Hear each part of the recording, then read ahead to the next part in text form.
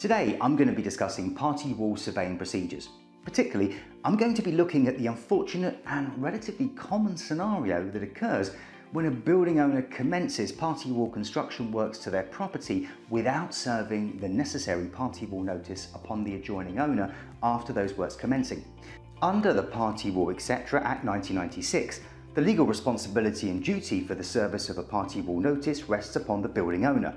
In order for the Act to be invoked and the protections afforded to an adjoining owner, the key and pivotal point under the party wall procedures is the service of the party wall notice. The service of the party wall notice formally invokes the Act upon the adjoining owner, giving them the legal right of response to that party wall notice that the Act affords them. These legal rights of response are as follows. 1.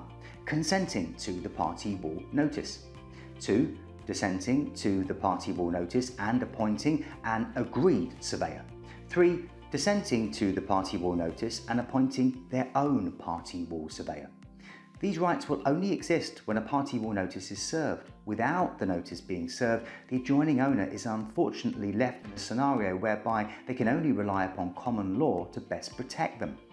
So what happens if the adjoining owner notices that the building owner has started work and hasn't served a party wall notice upon them? Well, this is actually a common scenario.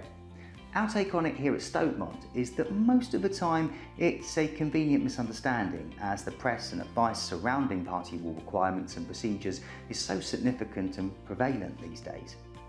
It's also incredibly likely that going through the course of the lead up to their planned construction works, the building owner is going to have ample opportunity in situations whereby their professional advisors point out and flag up the need to go through the party wall surveying procedures.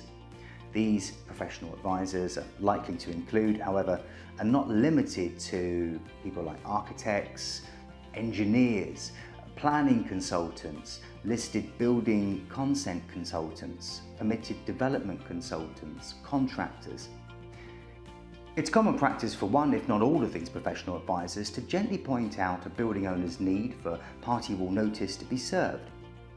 And therefore, with that in mind, it's highly unlikely that a building owner will overlook these, as the run-up to construction works is often so carefully considered from both a cost and time perspective.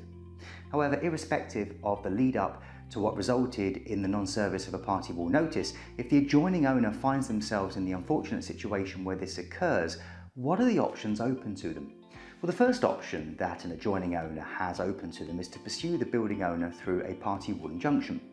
A party wall injunction is the most formal approach that an adjoining owner can take and will effectively see them having to go to the courts in order to obtain a court order that will formally stop the building owner from progressing any further work on site until the necessary legal procedures have been adhered to and followed. One of the biggest risks of the party wall injunction is the costs an adjoining owner will have to take on in the first instance to obtain the party wall injunction, average costs being upwards of £5,000 plus VAT for a reputable solicitor or barrister. However, once they have got the party wall injunction, they will also have to underwrite the costs risk in the scenario whereby the building owner is able to prove that the Party Wall Etc. Act 1996 did not apply and the injunction was improperly served. This costs risk would include contractor liquidation damages, temporary accommodation if the building owner is not residing at the property, extended street licenses for any scaffolding or skips, any other bona fide costs resulting from work delays. This is not a small undertaking to give, and generally speaking, your average construction site, even for your most straightforward of jobs, is likely to have an excess of over £1,000 per day, which ultimately, if properly proven, an adjoining owner could find themselves liable to bearing the costs of. These costs would also not just be restricted to the day-to-day construction costs, but also the professional fees that a building owner will need to incur as a result of responding to the party wall injunction.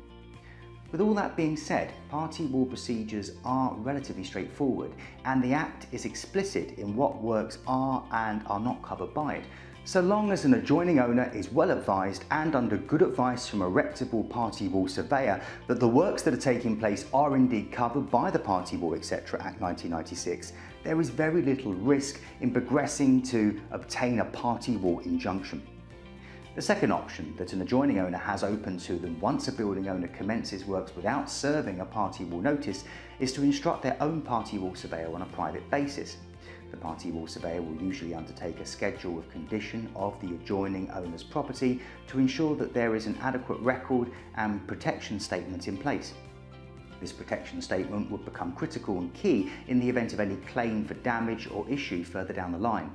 Again, the risk an adjoining owner carries with this is that they're going to need to bear the cost of the party wall surveyor's fees, and therefore they will need to be prepared to undertake this in the first instance.